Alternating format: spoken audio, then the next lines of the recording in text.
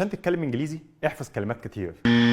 في كتاب ماستر انجلش فاست لدكتور جوليان نورثبروك، واللي يعتبر من اهم المتخصصين في مجال تعلم اللغات، بيقول لك ان الفرق الرئيسي ما بين اي حد بيحاول يتعلم انجليزي وما بين المتحدث الاصلي للغه واللي بتحس انه بيقول الجمل بدون ما يفكر ثانيه واحده، هو ان المتحدث الاصلي مش بيتكلم انجليزي من خلال حفظ كلمات منفرده ومذاكره قواعد الجرامر. لا، ببساطه المتحدث الاصلي للغه مش بيكون اصلا جمل، هو حافظ جمل. نقولها تاني، المتحدث الاصلي للغه مش بيكون جمل، هو حافظ جمل. زينا بالظبط لما بنتكلم عربي، احنا بنقول جمل زي صباح الخير، هنعمل ايه النهارده. حد فينا فكر فين المبتدا من الخبر من زمن الجمله دي اصلا؟ في الانجليش كده برضه، لو حبيت تقول لحد خفض السعر شويه هتقول can you do better on the price. لو حبيت تقول لحد الساعه كام هتقول له have you got the time. عشان تتعود تتكلم بالسهوله دي لازم تبدا رحلتك مع الانجليزي بالطريقه دي. احفظ جمل مشهوره بتتقال كتير، وتعود من بدايه رحلتك مع الانجليزي انك تتكلم بالجمل. لان للاسف من اكبر المشاكل اللي واجهتنا مع الانجليزي هو اننا من صغرنا اتعودنا على الطريقه الغلط، الطريقه اللي بتعتمد على حفظ كلمات منفرده ومذاكره قواعد الجرامر عشان نقدر نتكلم انجليزي. وده اللي بقدمه لك في مجموعه كتاب اهم 5000 جمله هتحتاجهم في الانجليزي.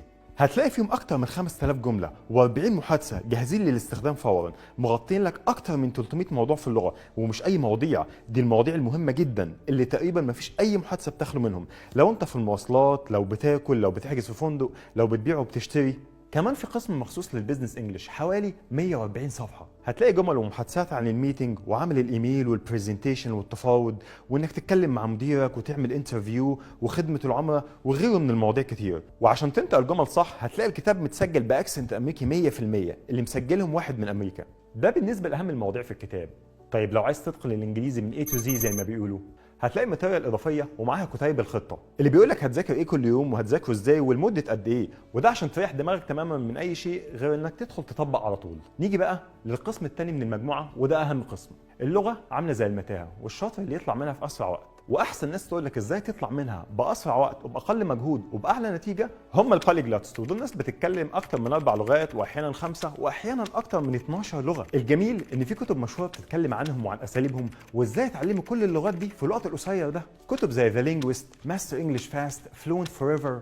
انا بقى قرات كل الكتب دي واختصرتهم لك في ال5 كتيبات دول، يعني انت معاك الزتونه زي ما بيقولوا. ثانيا، كتيب ذاكره ضد النسيان، لو بتذاكر وبتنسى دايما بعد ما تطبق اللي في الكتيب ده مشكلتك هتتحل تماما. انترفيو بلا اخطاء، ازاي تاخد الوظيفه اللي انت عايزها من اول انترفيو، الاجابه هتلاقيها هنا.